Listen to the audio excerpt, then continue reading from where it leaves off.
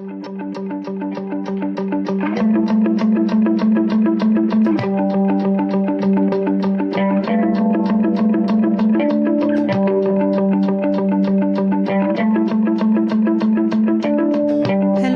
and a very warm welcome to Mothermouth. Mothermouth wants to explore major life transitions and how we can celebrate them, and also really travel consciously through these times, and how rites of passages are transformative journeys initiating us into a new life phase and new life phases. And I'm especially interested in that because in our modern Western world, we have become so distant from all of that. We have even lost marking these moments and these very important moments of every life journey and cycle. And also how to be witnessed in this. We have kind of lost community in which we witness each other going and changing and being initiated into these new life cycles and finishing them too. So I'm Stephanie Wiechoski. I'm an artist, clinical herbalist, and mother of a now 8-year-old daughter. And I'm a sort of dreamer of possibilities. And I have taken a bit of a break over this Christmas period, the midwinter solstice, Mercury retrograde period. It is always a really crazy time for me because it's my daughter's birthday at the beginning of December. And then in the UK, the times before Christmas seem to be incredibly busy, very opposite to how I often feel I would like to be during this time. But yeah, it has also been a reflective time, and I have put a lot of thought into reflecting about this podcast too, and maybe how I can change its format, maybe to a bit of a more artistic format. That is my background anyway, and yeah, I'm still sort of pondering and musing about that. I haven't really come to massive conclusions in what to do, but a couple of musings and thoughts have come up over this time, which I would like to share with you. So personally, I haven't really had an easy time over Christmas. I am going through a divorce, and for most of Christmas I didn't see my daughter this time because she was spending time with her dad. But my dad was visiting for about a couple of weeks, and it has been really, really wonderful to connect with him. Probably connect with him as I have never really connected with him, and really feeling his care and attention. And yes, that was definitely one of the positive sides of these last few weeks. But there were also a lot of tears and grieving, and I'm hoping that will be a kind of clearing. I mean, it could just be another wave of grief, of a relationship ending, of a family ending, but also touched something deeper. It seemed to also bring up still a lot of sort of sadness around my mum's passing, or a relationship that I feel maybe we never really had between me and my mum.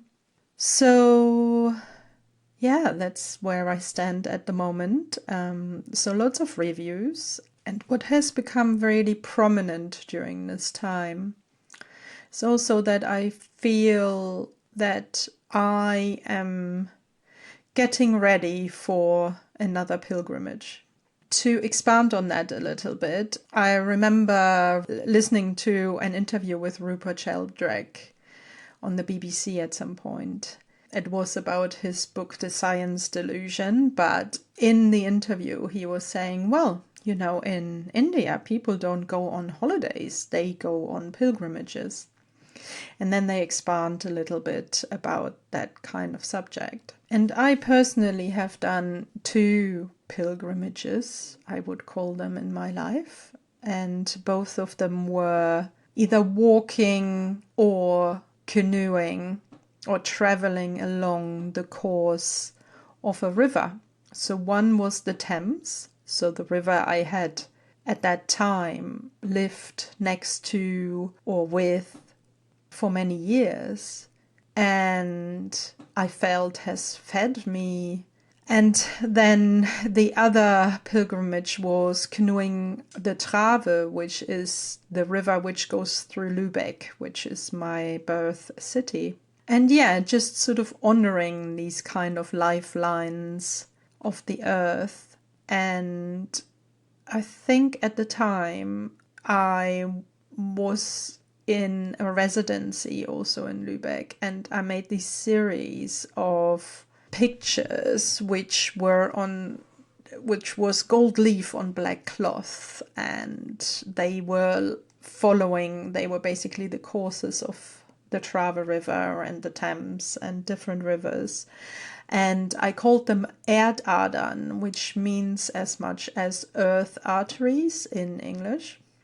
So I feel I'm coming up to a stage in my life where a lot of things are ending, like, for example, my very long-term relationship and marriage, the idea of a family, and I will also have to move this year.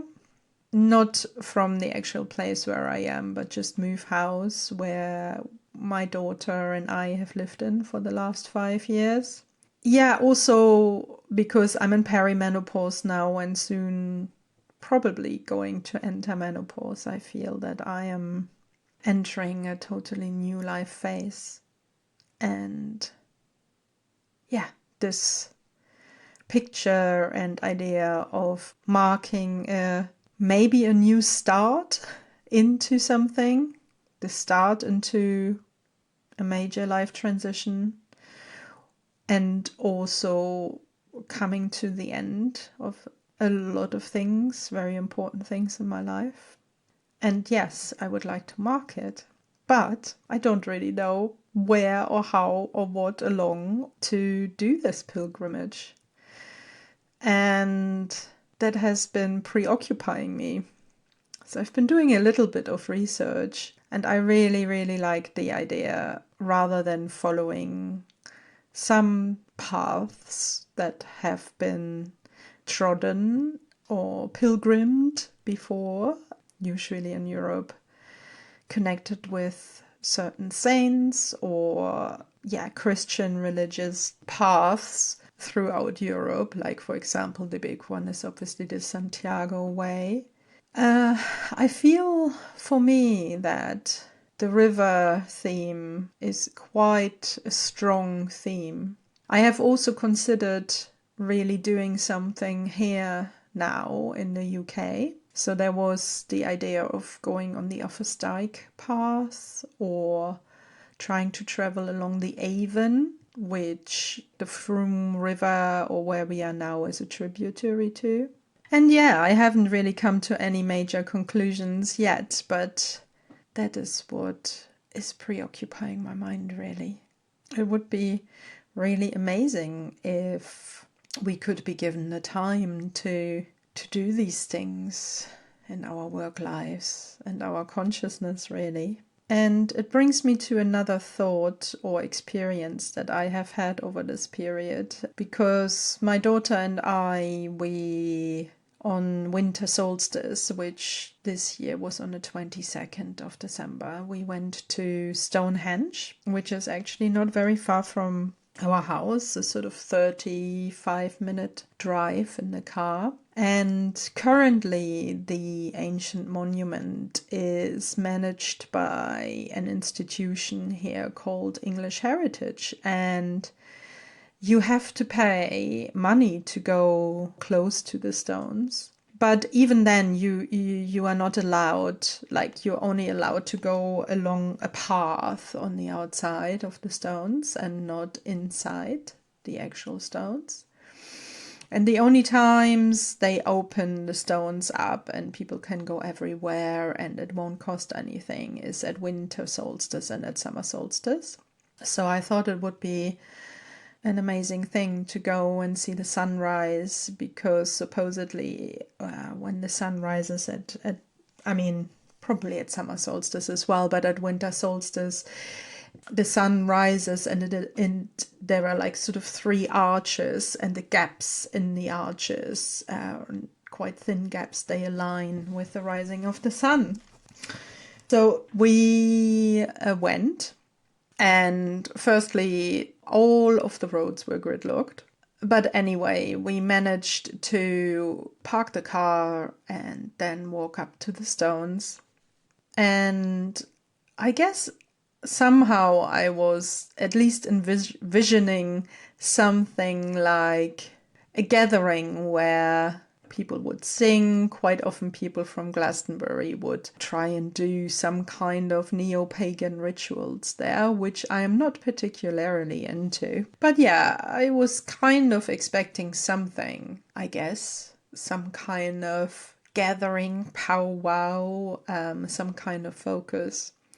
But essentially what we experienced was just hordes of people walking, talking, and being on their phones and taking pictures. There were a couple of things and a couple of bits and areas where people were either singing or I guess trying to do some ritual, and some Morris dancing. Our neighbor actually participated in that, which was quite lovely. But yeah, it was quite dispersed, and anyway, I came away from the experience quite deflated, I have to say. I mean, I'm not sure what I exactly expected, but I felt it was just such a obvious picture of the dysfunctionality of our society, really, and disconnection between people, no kind of connection with the land and ancestors and honoring of that in any shape or form. Everything being quite disparate, like quite isolated and spread out. And I wondered how, in many parts of the world, when there are festivals, especially religious festivals or spiritual festivals, and yeah, there's such meaning and purpose and togetherness in the gathering, and that was definitely not the case here. And yeah, it just made me a little bit sad, but I guess showed us the way of the world, or how our world around us is at this moment in time. But coming back to pilgrimages, that's why I think my thoughts even returned much stronger to this idea, and this idea of pilgrimage, and using this as a marcation for our own passages.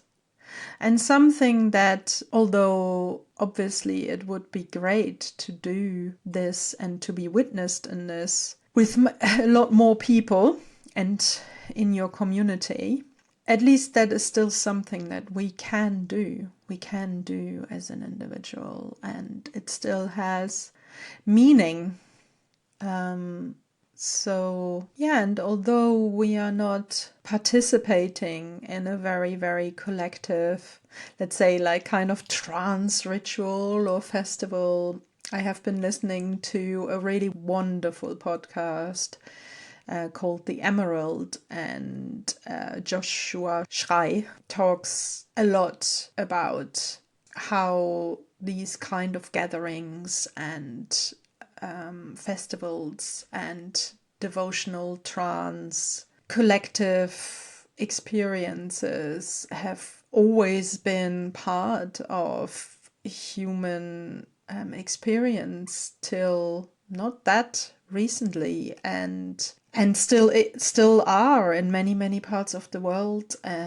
He goes every year to India to be part or to witness some of these festivals that he has a connection to. So yeah, I can really recommend listening to his podcast. It is wonderful.